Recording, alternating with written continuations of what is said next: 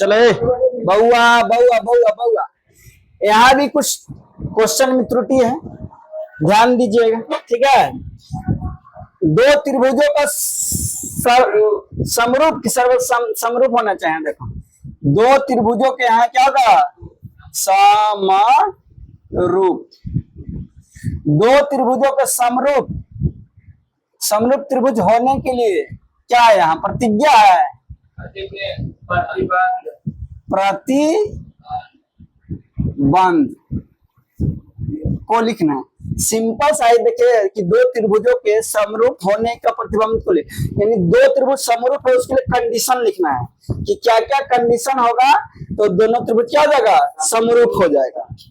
ठीक है, जैसे मान लीजिए यहाँ हम बना रहे हैं, ध्यान दीजिएगा, समझिएगा, समझने का हेर फेर है। किसका हेर फेर है, दो त्रिभुज बना दीजिए। मान लीजिए कि एक त्रिभुज है ए बी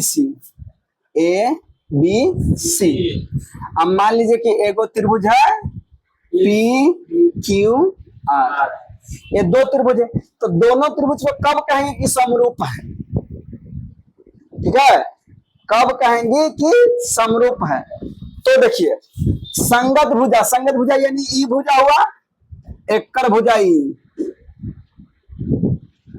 यानी ए बी बटे पी क्यू। ठीक है, दूसरा मान लीजिए क्या, बी सी, तो यहां से पी क्यू, तो यहां हो गया बी सी, इसका हो गया क्यू आर।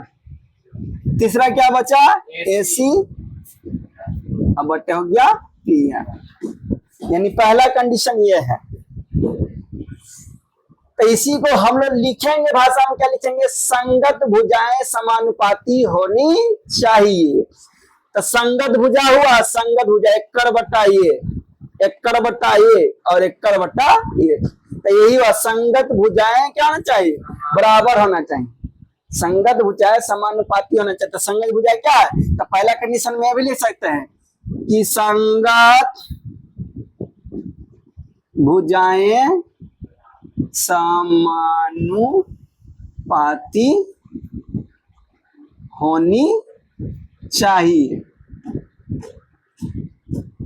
पहला कंडीशन, दो कंडीशन होता है समरूप होने का। तो पहला क्या है, संगत भुजाएं समानुपाती होने चाहिए। तो संगत भुजा समझ में आया कैसे हो रहा है, संगत भुजा समझ में आया, आसान बोल तो रहे कि एकड़ बटा, जैसे ई एक है तो एकड़ बटा ये दोनों है, यानी दोनों को बटा में कर दीजिए। इस समरूप का नियम कहता है कि एकड़ा बटा एकड़ा कर दीजिएगा। दूसरा ई है तो दूसरा के बटा में दूसरा कर दीजिए, तीसरा ई है तो तीसरा के बटा में तीसरा। ठीक है, तो इसी को हिंदी में कहते हैं समरूप का नियम है कि संगत भुजाएं समानुपाती होना चाहिए, तो त्रिभुज क्या हो जाएगा, समरूप हो जाएगा। जैसे तुम बाबू मैया से पैदा लिए तो ना तुम्हारा बाप बन गया, माई बन गया, तो इसलिए यहाँ है कि संगत भुजा समानुपाती होगा तो त्रिभुज, दोनों त्रिभुज क्या हो जाएगा, समरूप हो जाएगा, समरूप हो जाएगा। ठीक है, संगत भुजाएं समानुपाती में बराबर है तो क्या हो जाएगा, समरूप। दूसरा कंडीशन, संगत भुजाएं समानुपाती में, दूसरा संगत कोण बराबर होना चाहिए। संगत कोण मतलब या ई वाला, मान लो ई पहला कोण है तो ई कोण के बराबर होना चाहिए। तो जैसे ए कोण है तो कोण पी के बराबर होना चाहिए, एकड़ बराबर ई हुआ। अब मान लो कि कोण बी है तो कोण क्यू के बराबर होना चाहिए, अब कोण सी है तो कोण आर के बराबर। दूसरा कंडीशन, संगत कोण बराबर होनी चाहिए। ये दो कंडीशन समरूप होने का है, बस आपको खाली लिखना है, ये दोनों लिख दीजिएगा, नंबर मिल जाएगा। बस हम आपको समझाने के लिए कह रहे हैं कि कैसे कहेंगे कि संगत भुजाएं समानुपाती होना चाहिए। तो संगत भुजाएं समानुपाती हो, संगत कोण बराबर, तो त्रिभुज क्या हो जाएगा, दोनों समरूप। यदि संगत भुजाएं बराबर है, असंगत कोण बराबर है, तो ई और ई त्रिभुज क्या हो गया, समरूप।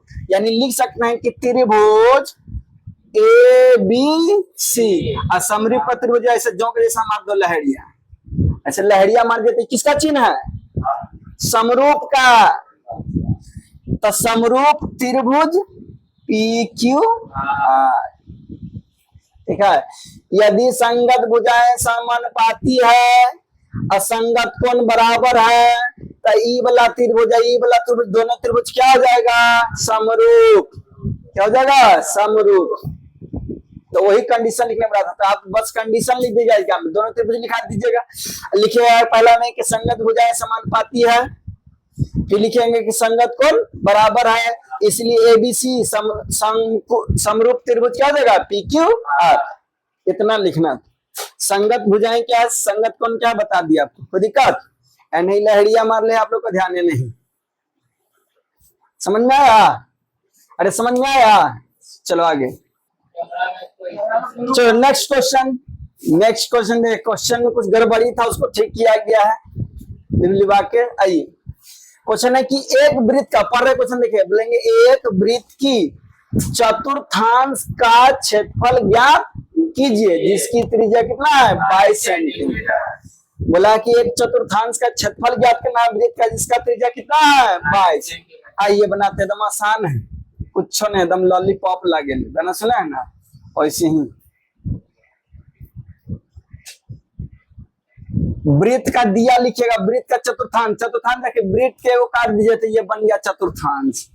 ये दिख रहा है, ये क्या है? चतुर्थांश। ये वाला जो आपको दिखा ये क्या है? चतुर्थांश। इसी का क्षेत्रफल निकालना है, इसी का निकालना है क्षेत्र। त्रिज्या कितना दिला है? 22, यानी यहाँ से यहाँ तक त्रिज्या ना हुआ, तो त्रिज्या दिला है 22 सेंटीमीटर। यानी आपको दिले क्या था भैया? दिले है त्रिज्या, त्रिज्या यानी R कितना दिले है? 22 सेंटीमीटर। यही दिले है, आपको निकालना क्या है? चतुर्थांश का क्षेत्रफल। ठीक है, तो आइए प्रश्न से। क्या चीज? पाई का मान। अब देखिए प्रश्न से लिखिएगा चतुर्थांश, चतुर्थांश, चतुर्थांश का क्षेत्रफल। चतुर्थांश का देखो, चतुर्थांश का क्षेत्रफल का फॉर्मूला होता है, क्या हो गया? चतुर्थांश का क्षेत्रफल का फॉर्मूला होता है, ठीक है, होता है, माहौल बना रहा है। चतुर्थांश का क्षेत्रफल का फॉर्मूला होता है 1/2 1/4 पाई आर, 1/4 गुने पाई आर स्क्वायर। चतुर्थांश का क्षेत्रफल फॉर्मूला क्या होता है? 1/4 गुने पाई आर स्क्वायर। ये किसका क्षेत्रफल होता है? चतुर्थांश का। चलिए समझ रहा है ना फॉर्मूला। अब 1/4 रखें, पाई की जगह कितना रखेंगे? 22/7, और आर स्क्वायर है तो आर की जगह कितना रखना है? 22। तो आर स्क्वायर तो दो जगह लिख सकते हैं, 22 लिख सकते हैं, हाँ कि ना? कटेगा तो कटो, देखो ये 2 से 11 बार में होगा ना, आई फिर 2 से 11 बार में, और कटेगा नहीं ना? कटेगा 11 गुने 11 कितना होता है? 11 का स्क्वायर 121, और उसको गुना कर देना है 22 से, तो हो जाएगा 2 4 2 2 4 तो 2 6 6, ये ना आएगा, यानी यही ना आएगा, यानी आएगा 662 अब बटा में 7। कटता तो काट दीजिएगा। अब देखिए सेंटीमीटर क्या हुआ? नहीं गड़बड़, कोई गलती नहीं, देख लीजिए एक बार क्वेश्चन, कोई गलती नहीं, ठीक है ना? ठीक है, तो ये वाला दे लेता तो आपको हो गया इतना सेंटीमीटर का स्क्वायर, ठीक है, इतना सेंटीमीटर स्क्वायर। चतुर्थांश का क्षेत्रफल आ गया इतना सेंटीमीटर का स्क्वायर, यदि त्रिज्या दिले है तो। अब बच्चा लोग कहना है कि भैया त्रिज्या नहीं है, क्या होना चाहिए? परिधि होना चाहिए। क्या होना चाहिए? परिधि, ठीक है, परिधि है। देखिए यहाँ गुना में गड़बड़ है, यहाँ 2 छूट गया है, 2 सुधार लीजिएगा, ठीक है, इतना आंसर आएगा। चलो आगे बढ़े।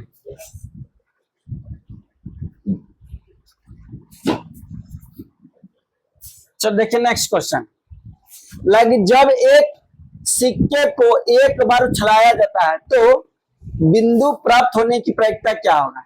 बिंदु लिख दिया, क्या होना चाहिए वहां? बिंदु जो क्या है? चित, चित क्या होना चाहिए? चित। क्वेश्चन है कि जब एक सिक्के को एक बार उछलाया जाता है, एगो सिक्का को एक बार उछलाते हैं, तो बोला है कि चित प्राप्त होने की प्रायिकता ज्ञात कीजिए। ठीक है, एगो सिक्का उसको एक बार उछलाएंगे तो क्या आना चाहिए? चित आने की प्रायिकता। आइए देखिए बनाते हैं।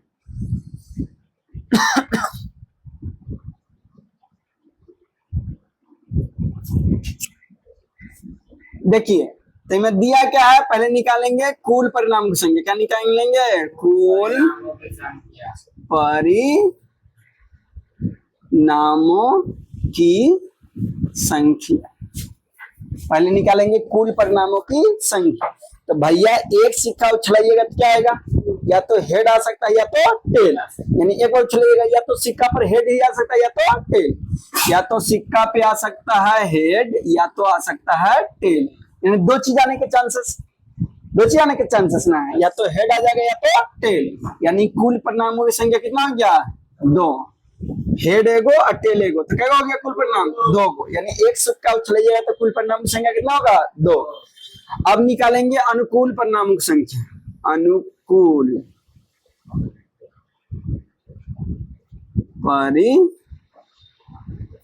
परिणामों की संख्या।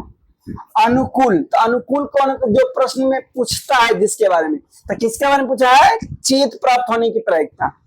तो एगो सिक्का उछलेंगे तो चित क्या बार आएगा? एक बार। हेड को ही क्या कहते हैं? चित। तो हेड एक बार आएगा, यानी अनुकूल परिणाम की संख्या 1। कुल मतलब एक सिक्का उछलेंगे तो या तो हेड आएगा या तो टेल आएगा। तो कुल परिणाम हो गया 2। अनुकूल में पूछा था कि चित आना चाहिए, तो चित एक उछलेंगे तो क्या बार आएगा? एक के बार आ रहा है। तो अनुकूल में चित एक बार आ रहा है, यानी अनुकूल परिणाम की संख्या 1। ठीक है, अब आइए प्रश्न से। प्रश्न से क्या पूछा? प्रायिकता ज्ञात करना। क्या ज्ञात करना? प्रायिकता। तो प्रायिकता को पीई भी लिखते हैं डायरेक्ट। प्रायिकता लिखना है तो क्या लिख सकते हैं? पीई। तो पीई यानी प्रायिकता का फॉर्मूला क्या लिखेंगे? ऊपर लिखिएगा भैया अनुकूल परिणामों की संख्या। क्या लिखेंगे? अनुकूल परिणामों की संख्या बटा में क्या लिखेंगे? कुल परिणामों की संख्या। प्रायिकता का फॉर्मूला होता है अनुकूल परिणामों की संख्या बटा कुल परिणामों की संख्या। तो अनुकूल कितना आया है? 1। कुल परिणाम कितना है? 2। यानी आंसर हो जाएगा 1/2। That is your answer. समझ में आवत है? अरे भेजा में घुसत है बुआ। चलो दे घुसत है तो